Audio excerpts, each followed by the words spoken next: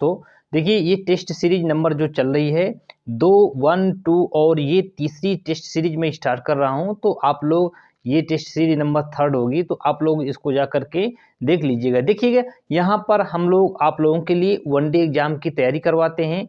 One day exams जितने भी होते हैं सभी की यहाँ पर प्रॉपर तैयारी करवाई जाती है। आप इसके डिस्क्रिप्शन में देख सकते हैं, मैथ का होगा सेक्शन, रीजनिंग का होगा, जीके जीएस के भी क्वेश्चंस मिलेंगे और आपको हिंदी के मिलेंगे। वनडे एग्जाम से जितने भी रिलेटेड जो पेपर है वो सभी होगा। वहाँ पर जो है डिस्क्रिप्शन में सभी की लिंक दी हुई, जा करके वहाँ पर देख सकते हैं। अगर आप पेड कोर्स हमसे लेना चाहते हैं, हमारे वीडियो देख करके आपको पसंद आ रहा है कि पढ़ाने का तरीका सही है और वो चीज़ें आपको समझ में आ रही, तो दिए गए वहाँ पर पेड कोर्स के लिए व्हाट्सएप नंबर दिया होगा, तो वहाँ पर आप जा करके संपर्क कर सकते हैं। तो हमारी टीम आपसे ज़रूर संपर्क कर लेगी। ठीक है, तो चलिए इस टेस्ट सीरीज को स्टार्ट कर रहे हैं और सभी से गुजारिश मेरी यही रहती है कि इस वीडियो को ज़्यादा से ज़्यादा शेयर करिएगा और अपने दोस्तों फेसबुक यानी जितनी सोशल मीडिया हो ज़रूर वहाँ पर आप शेयर करिएगा। इससे पहले आपने जो वीडियो मैंने अपलोड किया है उनको आपने देखा और बहुत आपने मुझे स्नेह दिया। इसी को देख करके मुझे मोटिवेट होता हूँ, मैं मोटिवेट हो रहा हूँ और फिर मैं वीडियो बनाने के लिए मजबूर हो जाता हूँ। तो वीडियो फिर से बना रहा हूँ, तो आप लोग इसी तरह मेरे चैनल से जुड़े रहिएगा। और अगर जिस चीज़ में, जिस सब्जेक्ट में कोई प्रॉब्लम, मुझे आप कमेंट करके ज़रूर बताइए, मैं उसके जो है सॉल्यूशन लाने का प्रयास ज़रूर करूँगा। तो चलिए क्वेश्चन देखते हैं, क्वेश्चन कैसा क्वेश्चन है। और ये क्वेश्चन आपको स्क्रीन पर दिख रहा होगा, यहीं पर हमने वो क्वेश्चन को छोड़ा था। 24 से लेते हैं।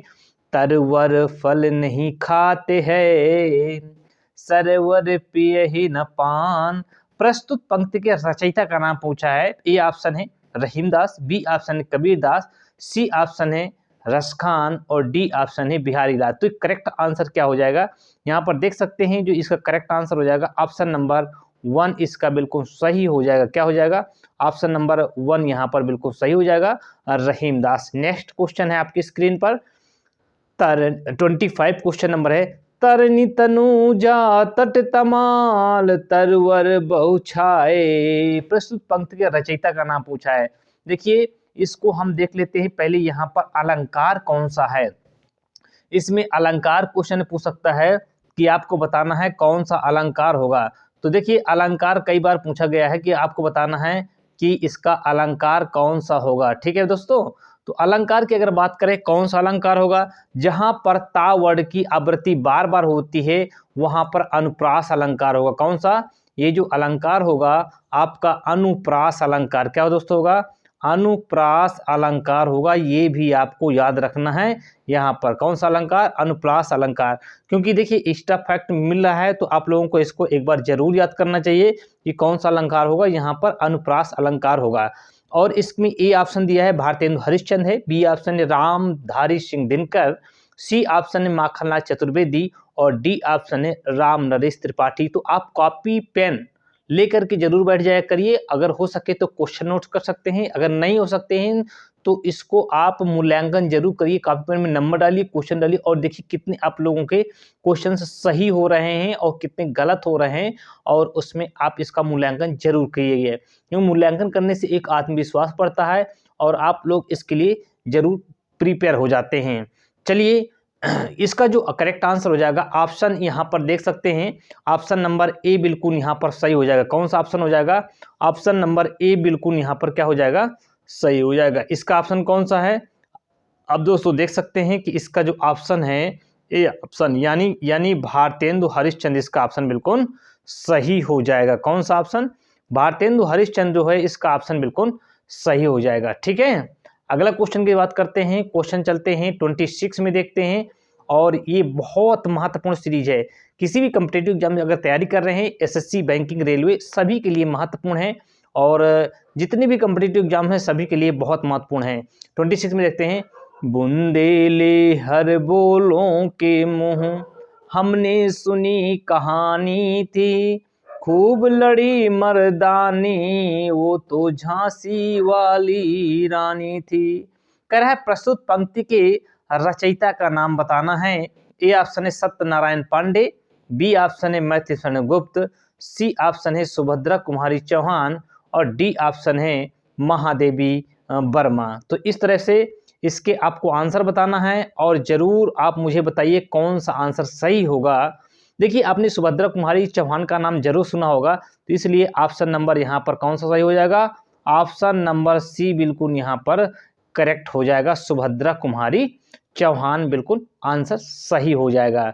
चलिए अगले क्वेश्चन की बात करते हैं, क्वेश्चन नंबर देखते हैं, क्वेश्चन नंबर कौन सा है। अगला क्वेश्चन आप देख सकते हैं स्क्रीन पर आपके दिया हुआ है, कौन सा क्वेश्चन है 27।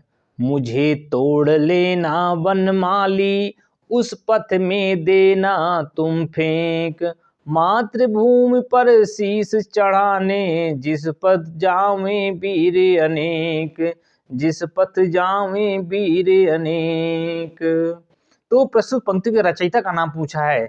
ए ऑप्शन है सत्यनारायण पांडे, बी ऑप्शन है आपका दिया है सोहनलाल द्विवेदी, सी ऑप्शन है बालकृष्ण शर्मा नवीन और डी ऑप्शन है माखनलाल चतुर्वेदी। तो इसका बताना है, देखिएगा माखनलाल चतुर्वेदी, आप इसको याद कैसे रखेंगे, याद करने के मैं तरीका और ट्रिक दोनों बताने का प्रयास करूंगा यहाँ पर, ठीक है। यहाँ पर देखिएगा, मुझे तोड़ लेना वनमाली, उस पथ में देना तुम फेंक, मातृभूमि पर शीश चढ़ाने, जिस पथ जावें वीर अनेक। देखिए माखन की तरह मुलायम अगर हम बात करें, फूल ही हो सकता है, इतना मुलायम होता है, जब आप उसको तोड़ते हैं तो मक्खन की तरह मुलायम होता है।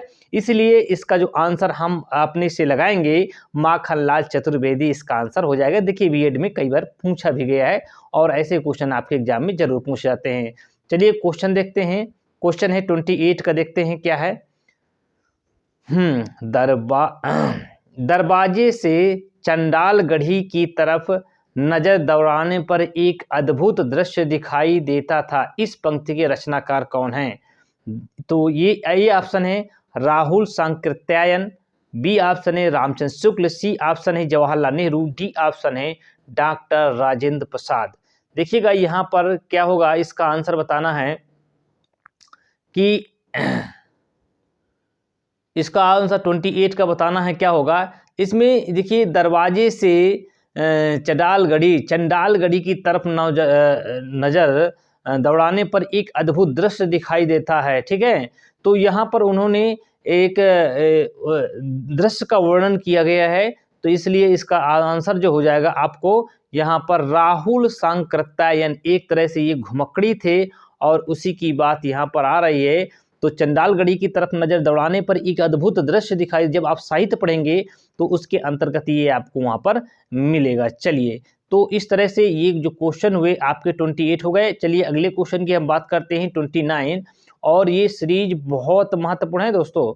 देखिएगा आप ये एग्जाम में अगर आप पढ़ रहे हैं तो किसी भी एग्जाम कॉम्पिटिटिव एग्जाम दे रहे हैं तो बहुत महत्वपूर्ण है, और वहां पर क्वेश्चन जरूर पूछा जाता है।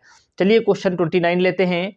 भूषण की कविता का प्रधान स्वर है, भूषण की कविता का प्रधान स्वर क्या है, ये पूछा गया है कि इनकी जो कविता है इनका आखिर स्वर क्या है। ए ऑप्शन है व्यंग्यात्मक, बी ऑप्शन है प्रशस्ति परक, सी ऑप्शन है श्रृंगारिक, डी ऑप्शन है कारुणिक। देखिएगा 29 का देखना है क्या आंसर होगा, बहुत महत्वपूर्ण क्वेश्चन है और भूषण से जरूर एक क्वेश्चन पूछा जाता है। तो 29 का जो करेक्ट आंसर यहाँ पर आप देख सकते हैं, इसका हो जाएगा प्रशस्ति परक। कई बार देखिए आप अगर हाई स्कूल इंटर की बुक में पढ़ा होगा तो प्रशस्ति ये जो है परक जो है इसका आंसर हो जाएगा ऑप्शन नंबर बी, बिल्कुल यहाँ पर सही हो जाएगा, बी बिल्कुल सही है। तो व्याख्याता यानी पीजीटी के क्वेश्चन 2001 में ये क्वेश्चन पूछा गया है। अगला क्वेश्चन की बात करते हैं। चलिए अगला क्वेश्चन क्या है यहाँ पर देख लेते हैं। अगला क्वेश्चन है 30 नंबर का, देख सकते हैं। अपभ्रंश में कृष्ण काव्य के प्रणेता कौन है, अपभ्रंश में कृष्ण काव्य के प्रणेता कौन है, ये है। ए ऑप्शन है पुष्पदंत, बी ऑप्शन है शालिभद्र सूरि और सी ऑप्शन है स्वयंभू और डी ऑप्शन है हरिभद्र सूरि। ये भी पीजीटी में कई बार क्वेश्चन पूछा गया है, तो आपको बताना है कि 30 का करेक्ट आंसर क्या हो जाएगा। यानी पुष्पदंत, पुष्पदंत यानी ऐसे याद कर सकते हैं कि जो यानी कृष्ण थे, अपभ्रंश में कृष्ण, उनके जो दांत थे पुष्प के समान थे, ऐसे आपको याद करना है। देखिए हम आपसे एक रिक्वेस्ट ये करेंगे कि आपको रटना नहीं है, आप इसको थोड़ा तरीके से या ट्रिक बनाकर कुछ भी आप याद कर सकते हैं, क्योंकि अगर दोबारा इसको रिवीजन करेंगे तो आपको कुछ समय के लिए ये जरूर याद रहेगा। ठीक है, तो ये हो जाएगा, ए ऑप्शन हो जाएगा पुष्प दंत हो जाएगा। ठीक है, तो अपभ्रंश के कृष्ण काव्य के प्रणेता है पुष्प दंत। अगला है 31 का, देखते हैं अगला 31 क्या कह रहा है, प्रथम सूफी प्रेमाख्या नायक प्रेमाख्यानक काव्य के रचयिता कौन है? प्रेमाख्यानक काव्य के रचयिता कौन है? ए ऑप्शन है आसाइत, बी ऑप्शन है जायसी, सी ऑप्शन है मुल्ला दाऊद और डी ऑप्शन है कुतुबुद्दीन। अगर आपने साहित्य पढ़ा होगा तो वहां पर क्वेश्चन ये जरूर मिलता है। तो बताइए 31 का क्या हो जाएगा? आसाइत हो जाएगा। क्या हो जाएगा? प्रथम सूफी प्रेमाख्यानक काव्य के जो रचयिता हैं, ए ऑप्शन यहाँ पर बिल्कुल सही हो जाएगा। ऑप्शन नंबर ए यहाँ पर हो जाएगा कौन सा? आसाइत हो जाएगा। क्या हो जाएगा? आसाइत। ठीक है, प्रथम सूफी प्रेमाख्यानायक काव्य के रचयिता हैं आसाइत, बिल्कुल सही होगा यहाँ पर। चलिए अगले क्वेश्चन की हम बात करते हैं, 32 का देखते हैं। क्वेश्चन नंबर 32 यहाँ क्या कह रहा है कि निम्नलिखित में से हिंदी के प्रथम गद्यकार कौन है? क्या पूछा है? पूछा है निम्नलिखित में से हिंदी के प्रथम गद्यकार कौन है? ए ऑप्शन है हिंदी का प्रथम गद्यकार, ए ऑप्शन है राजा शिव प्रसाद सितारे हिंद, बी ऑप्शन है लल्लू लाल, सी ऑप्शन है भारतेंदु हरिश्चंद्र और डी ऑप्शन है बालकृष्ण भट्ट। ठीक है, तो यहाँ पर पूछा क्या है? यहाँ पर इसने ये पूछा है कि आपको ये बताना है कि हिंदी के प्रथम गद्यकार का नाम क्या है, ये पूछा है। ठीक है, यानी हिंदी के प्रथम गद्यकार का नाम पूछा है, क्या है ये पूछा गया। बहुत इंपॉर्टेंट क्वेश्चन है, ऐसे क्वेश्चन आपके एग्जाम में जरूर पूछे जाते हैं। तो देखिएगा 32 का करेक्ट आंसर क्या हो जाएगा? ए ऑप्शन, बी ऑप्शन, सी और डी, इनमें से कौन हो जाएगा? हिंदी के प्रथम गद्यकार का अगर नाम पूछा है तो 32 का ऑप्शन नंबर बी बिल्कुल करेक्ट हो जाएगा।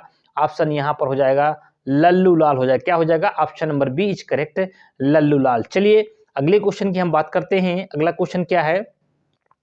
ये रहा आपकी स्क्रीन पर। अगला क्वेश्चन है 33 का क्वेश्चन है। देखिए सभी पीजीटी में ये क्वेश्चन पूछे गए हैं और बार बार पूछे जाते हैं, तो आप लोग जरूर इसको याद कर लीजिएगा। अगर बड़े लेवल की आप तैयारी कर रहे हैं तो छोटे लेवल का जो क्वेश्चन होगा कभी आपकी छूट के नहीं जाना चाहिए मेरे अकॉर्डिंग। ठीक है, तो 33 का है, हिंदी के प्रथम प्रकाशित पत्र का नाम क्या है? हिंदी के या हिंदी का प्रथम प्रकाशित पत्र का नाम है, क्या है?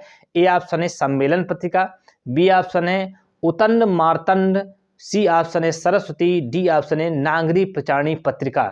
ठीक है, तो हिंदी का सर्वश्रेष्ठ क्या पूछा गया है? हिंदी का सर्वप्रथम प्रकाशित पत्र का नाम पूछा गया है। बहुत इंपॉर्टेंट क्वेश्चन है, आपको बताना है 33 का कौन सा ऑप्शन हो जाएगा। देखिए आपने कई बार पढ़ा भी होगा, अगर हिंदी नहीं पढ़ी है तो भी देखा होगा कि हिंदी का प्रथम समाचार पत्र की अगर बात होती है, प्रकाशित जो पत्र था ये कौन सा था?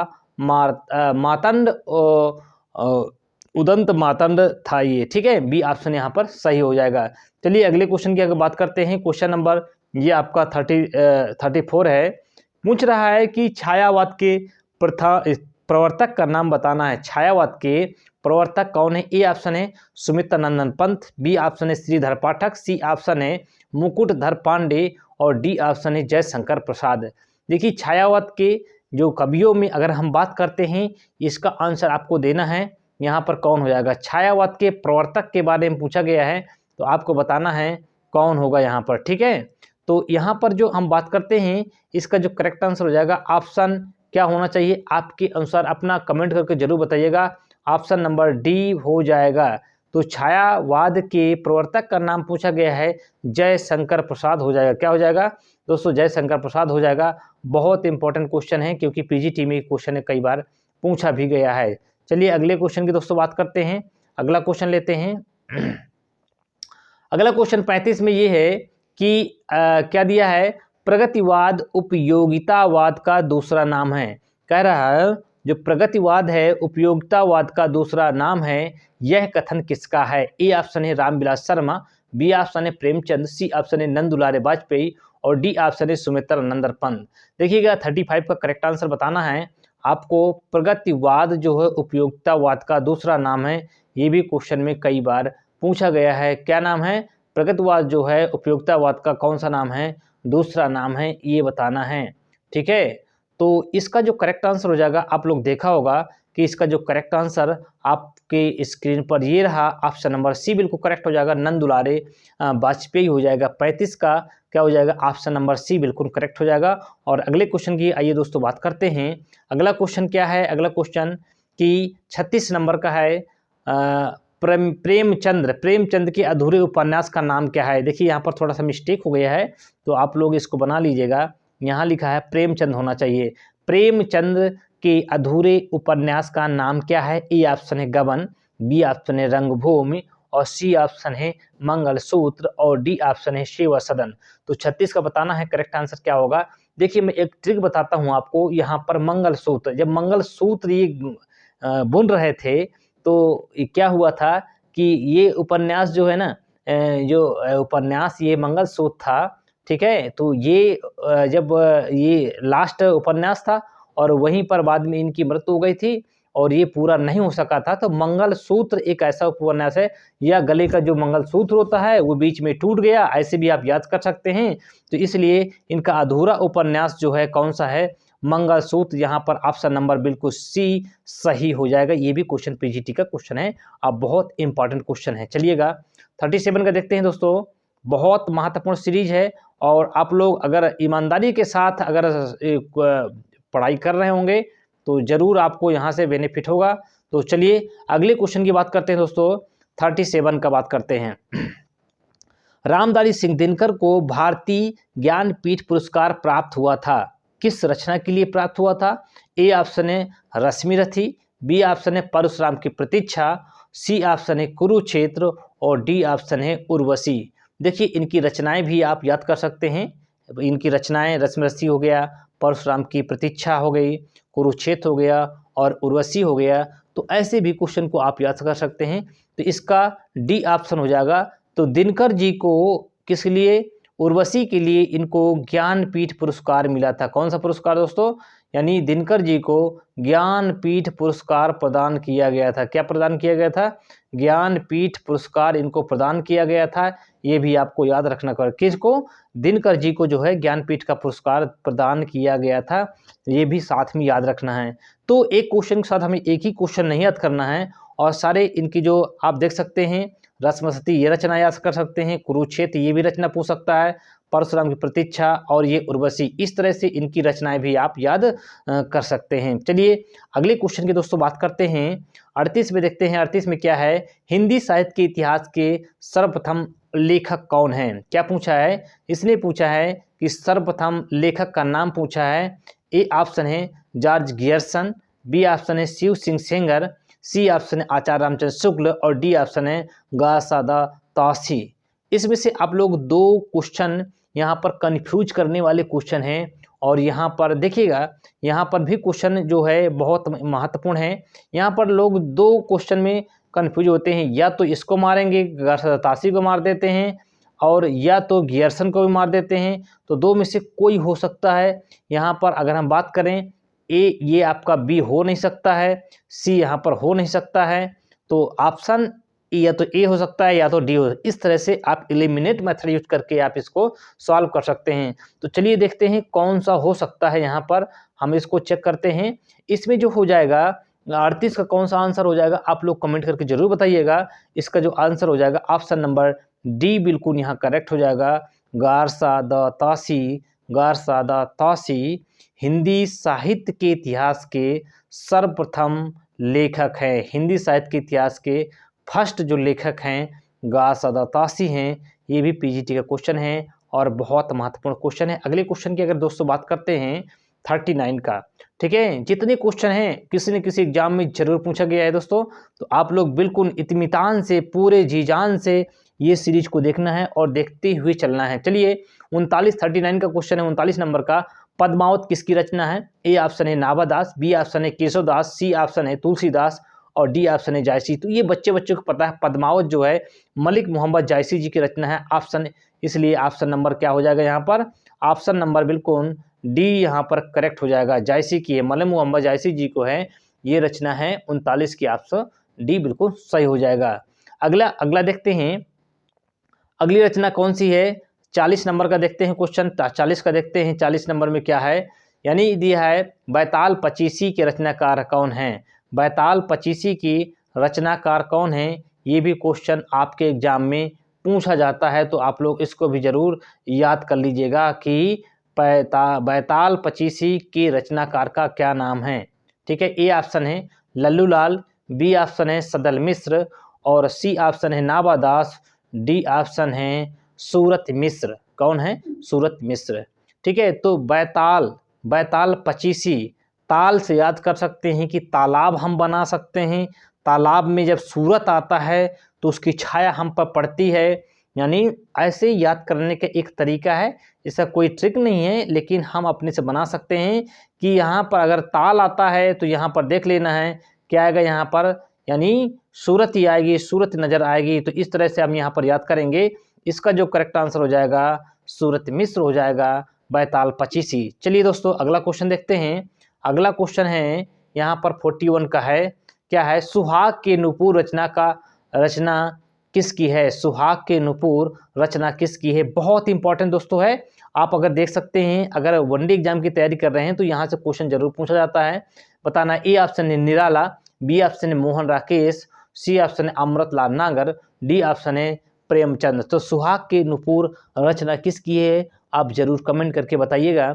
सी है अमृतलाल नागर। किसकी है? अमृतलाल नागर। देखिएगा, अगर मैं ट्रिक के माध्यम से अगर आपको याद करवाना चाहूँ तो आप लोग इसको एक बार जरूर देखिएगा। देखिए सुहाग, सुहाग कैसा होता है? लाल कलर में होता है। कैसा होता है? लाल कलर में। ऐसा याद करिएगा। और इसका आंसर हो जाएगा ऑप्शन नंबर सी, बिल्कुल यहाँ पर सही हो जाएगा, अमृत लाल। और रंग कैसे होता है? रंग जो होता है लाल कलर में होता है, इसलिए सुहाग का कलर कैसा है? लाल है। तो सुहाग की नुपुर के रचनाकार कौन है? अमृतलाल नागर। तो सुहाग लाल, सुहाग लाल, ऐसे आप याद कर रहे हैं। बिल्कुल बेहतरीन ट्रिक बताऊंगा कि आप भूल करके भी नहीं भूल पाएंगे, ये मेरी गारंटी है। आप लोग बस मेहनत करना है और अपने टारगेट पे फोकस करना है। जिस चीज़ का आप प्रिपरेशन कर रहे हैं आप जरूर करिए। मुझे कमेंट करके इसका जरूर बताइएगा। जिस भी सब्जेक्ट में प्रॉब्लम हो मैं पूरा प्रयास करूंगा, आप लोगों के लिए समर्पित हूं और समर्पित रहूंगा। चलिए नेक्स्ट क्वेश्चन की बात करते हैं दोस्तों। अगला क्वेश्चन क्या है कि संस्कृत के 4 अध्याय किसकी रचना है? 41 का देख लेते हैं यहाँ पर क्वेश्चन, सॉरी 42 का है। ये पूछा गया है कि बताना है संस्कृत के 4 अध्याय किसकी रचना है? ए ऑप्शन है रामधारी सिंह दिनकर की, बी ऑप्शन है भगवती चरण वर्मा की, सी ऑप्शन है माखनलाल चतुर्वेदी की, डी ऑप्शन है सुभद्रा कुमारी चौहान की। ये पीजीटी में क्वेश्चन पूछा गया है 2001 में, तो ये क्वेश्चन आपको बताना है। चलिए इसका क्वेश्चन का आंसर आप जरूर दीजिएगा। देखिए दिनकर की है।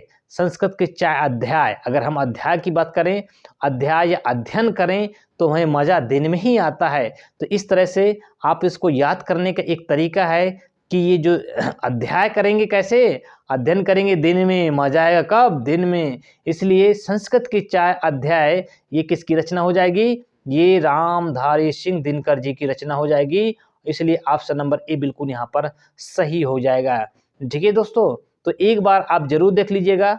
और ये क्वेश्चन आपके 42 कंप्लीट हो गए हैं। चलते हैं अगले क्वेश्चन की ओर चलते हैं। और ये भी क्वेश्चन आपके एग्जाम में कई बार क्वेश्चन पूछे जाते हैं, तो जरूर आप इसको देख लीजिएगा। और एक रिक्वेस्ट आपसे यही मेरी रहती है कि इस वीडियो को लाइक और शेयर जरूर करिए अपने दोस्तों में, और जो भी आपसे जुड़ा हुआ है उसको जरूर आप बताइएगा, ताकि उसको भी इसका बेनिफिट हो सके और ज़्यादा से ज़्यादा वो भी शेयर करें। और ये सीरीज है बहुत महत्वपूर्ण है और आप लोगों के लिए मैं समर्पित रहता हूँ। चलिएगा अगला क्वेश्चन देखते हैं 43। अशोक के फूल निबंध संग्रह की रचना किसकी है? अशोक के फूल, ए ऑप्शन है कुबेरनाथ, बी ऑप्शन है गुलाब राय, सी ऑप्शन है रामचंद्र शुक्ल और डी है हजारी प्रसाद द्विवेदी। 43 का करेक्ट आंसर बताना, जल्दी से बता दीजिए। चलिए दोस्तों, इसका जो करेक्ट आंसर हो जाएगा क्या हो जाएगा? हजारों में फूल। क्या है? फूल। कैसे? एक फूल से माला नहीं बनती है। तो दोस्तों इस तरह से याद कर लेंगे। ये जो फूल है हजारी प्रसाद द्विवेदी, यानी द्विवेदी जी के फूलों की माला चढ़ाई गई। किसके? हजारी प्रसाद द्विवेदी जी के शरीर पर फूलों की माला चढ़ाई गई। तो अशोक के फूल किसकी रचना है? आप इस तरह से अशोक के फूल किसकी रचना है? हजारी प्रसाद द्विवेदी। ये भी पीजीटी में क्वेश्चन पूछा गया था। चलिए अगला क्वेश्चन देखते हैं। झरना ये क्या है? कभी कभी पूछ लेता है कि अशोक के फूल क्या है, तो निबंध संग्रह क्या है, ये निबंध संग्रह। इसको भी बेटा याद करते हुए चलना है और बिल्कुल भी छोड़ना नहीं है। अगला क्वेश्चन लेते हैं दोस्तों। चलिए अगला क्वेश्चन क्या है कि झरना, झरना काव्य संग्रह के रचयिता कौन है? झरना क्या है? एक काव्य मीन्स कविता, कविता का संग्रह है यानी काव्य संग्रह है। ये किसकी है? ए ऑप्शन है सोहनलाल द्विवेदी, बी ऑप्शन है महावीर प्रसाद द्विवेदी, सी ऑप्शन जयशंकर प्रसाद और डी ऑप्शन है सुभद्रा कुमारी चौहान। झरना किसकी रचना है? चलिए जल्दी से आंसर दीजिए, आप लोगों का इनमें इंतजार करूंगा। तो 44 नंबर का ऑप्शन नंबर सी हो जाएगा, जयशंकर प्रसाद। झरना, ऐसे में आप लोगों को ट्रिक याद करवाने का मूड बना लिया है कि आप लोगों को ट्रिक भी याद करवाना है। देखिएगा, अगर बात करें कि जयशंकर, शंकर जी की जटाओं से झरना हो रहा है, पानी बह रहा है, तो झरना किसकी है? शंकर जी की, अर्थात जयशंकर प्रसाद जी की। झरना कहाँ से निकल रहा है? शंकर जी की जटाओं से, सिर से, जटाओं से झरना का पानी निकल रहा है। तो इस तरह से एक बेहतरीन ट्रिक के माध्यम से आप याद कर सकते हैं, बिल्कुल भी आपको परेशानी नहीं होगी। तो इसका जो आंसर हो जाएगा, करेक्ट आंसर क्या हो जाएगा? जयशंकर प्रसाद बिल्कुल सही हो जाएगा। क्या हो जाएगा दोस्तों? जयशंकर प्रसाद, इसका ऑप्शन नंबर सी बिल्कुल सही हो जाएगा। तो चलिए अगले क्वेश्चन की बात करते हैं। अगला क्वेश्चन है 45 नंबर का है, भारत भारती काव्य के रचनाकार है। भारत भारती ए ऑप्शन है, यहाँ पर ऑप्शन पढ़ लेते हैं, गोपाल शरण सिंह नेपाली, बी ऑप्शन है नरेश मेहता, सी ऑप्शन है मैथिली शरण गुप्त और डी ऑप्शन है धर्मवीर भारती। तो देखिए दोस्तों, भारत भारती, मैथिली शरण गुप्त, यहाँ पर करेक्ट जो आंसर हो जाएगा ऑप्शन नंबर दोस्तों क्या हो जाएगा? जल्दी से मुझे कमेंट करके बताइए। तो ऑप्शन नंबर यहाँ पर सी बिल्कुल सही हो जाएगा। क्या हो जाएगा? मैथिली शरण गुप्त बिल्कुल सही हो जाएगा। 45 क्या हो जाएगा? 45 नंबर का जो क्वेश्चन हो जाएगा option number C, Maithili Sharan Gupt, Bharat Bharti, Bharat Bharti, Bharat Bharti, Maithili Sharan Gupt. इस तरह से कुछ क्वेश्चंस होते हैं जो आपको याद भी करने होते हैं। चलिए अगला क्वेश्चन लेते हैं दोस्तों, बहुत इंपॉर्टेंट ये रचना है और आप लोग इसको जरूर सीरियस लीजिएगा, सीरियस पढ़िएगा। अगली रचना क्या है? दोहा कोश के रचयिता कौन है? दोहा कोश, यानी ये भी इंपॉर्टेंट है। दोहा कोश के रचयिता ए ऑप्शन है लुइपा, बी ऑप्शन है जुइंदो, सी ऑप्शन है सराहपा और डी ऑप्शन है कबीर। चलिएगा 46 का आंसर बताना है आपको। चलिए बताइए। तो दोहा कोश, दोहा कोश, कोश मीन्स खजाना, ठीक है ना? तो दोहा का जो खजाना है, दोहा का खजाना, ऐसे याद कर सकते हैं, सरहापा, सरहापा, सरहापा, सरहापा, ऐसी। तो दोहा कोश के रचनाकार का नाम क्या है? यहाँ पर आप याद कर लीजिएगा, आपका हो जाएगा सराहपा हो जाएगा। क्या हो जाएगा दोस्तों? 46 का करेक्ट आंसर हो जाएगा आपका सराहपा हो जाएगा। देखिए कि मैं बार बार रिपीट कर रहा हूँ, तो इसका मतलब ये नहीं है कि आपको मैं टाइम वेस्ट कर रहा हूँ, मैं आपके क्वेश्चन याद कराने का प्रयास करता हूँ, किसी भी तरह से याद होना चाहिए। चलिए अगला क्वेश्चन देखते हैं 47 का, प्रेम सागर के रचनाकार कौन है? प्रेम सागर, ए ऑप्शन है सदल मिश्र, बी ऑप्शन है उस्मान, सी ऑप्शन है लल्लूलाल और डी ऑप्शन है सुंदरदास। प्रेम सागर के रचनाकार कौन है आपको बताना है, ठीक है? प्रेम हम लोग किससे करते हैं?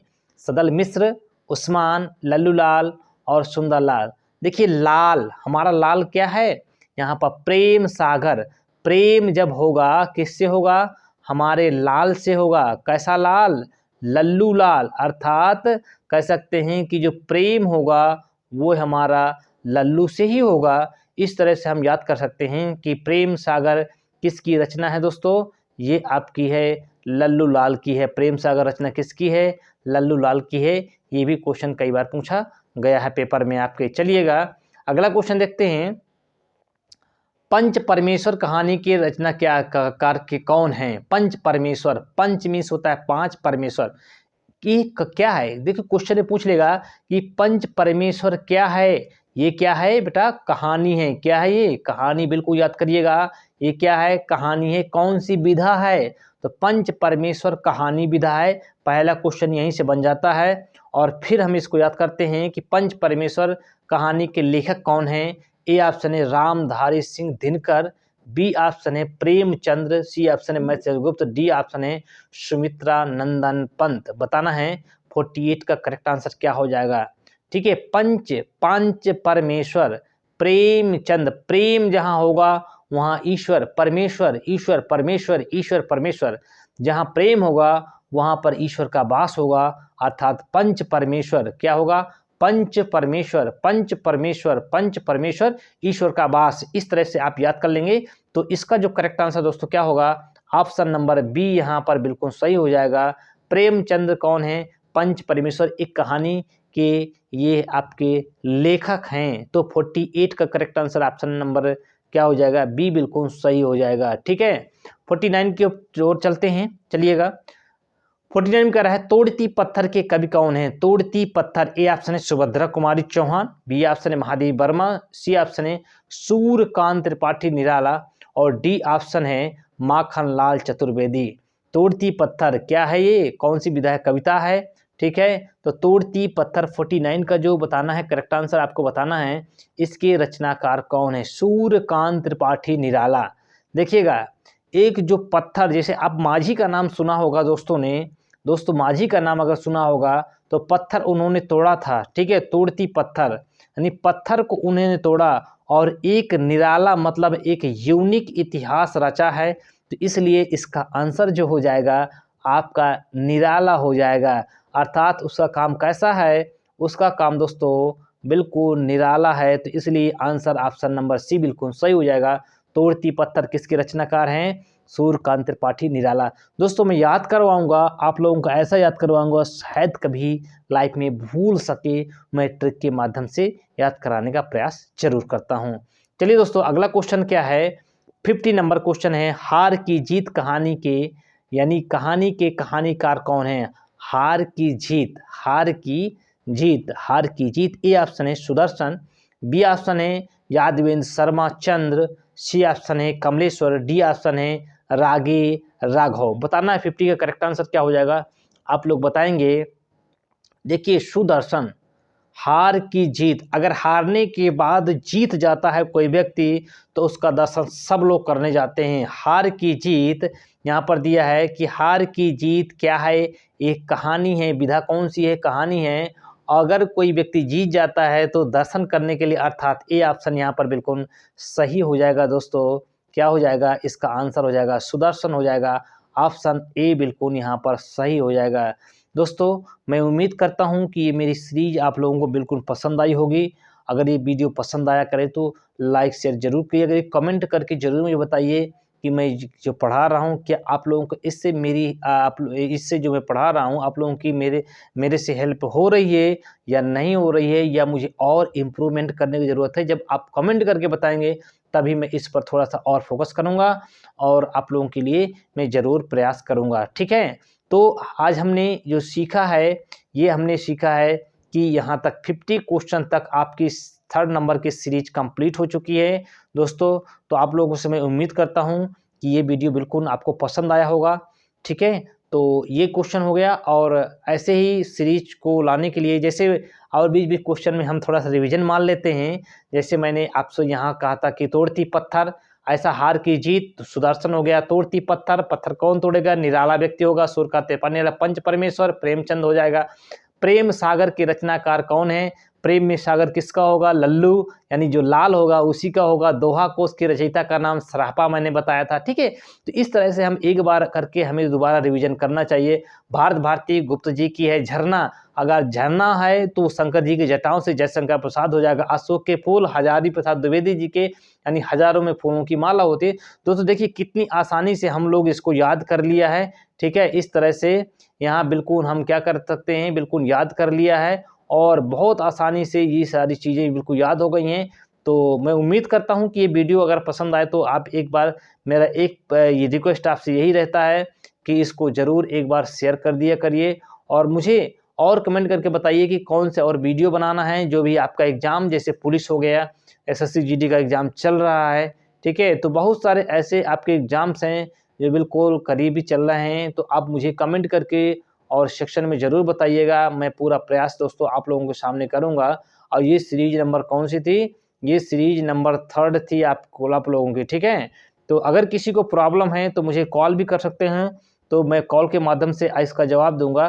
तो मेरा नंबर अगर चाहिए तो मैं आपको यहाँ पर नोट कर सकता हूँ, बोल सकता हूँ कि 94 कितना 94 हो जाएगा, 94 52 58 97 63। इस पर मुझे व्हाट्सएप कर सकते हैं और अपनी समस्या बता सकते हैं, जिस विषय में आप कमज़ोर हों, कोई भी XYZ हो। देखिए मैंने भी यानी B.Ed और MA और टेट C.TET इस तरह के वनडे एग्जाम्स, बैंक PO और क्लर्क भी एग्जाम मैंने SSC CGL का भी निकाला है। तो इस तरह से मैंने कई एग्जाम्स निकाले हैं। तो आप लोगों से उम्मीद करता हूँ कि वीडियो पसंद आए तो शेयर जरूर करिएगा। अगली वीडियो मिलते हैं, तब तक के लिए नमस्कार, वंदे मातरम, जय हिंद।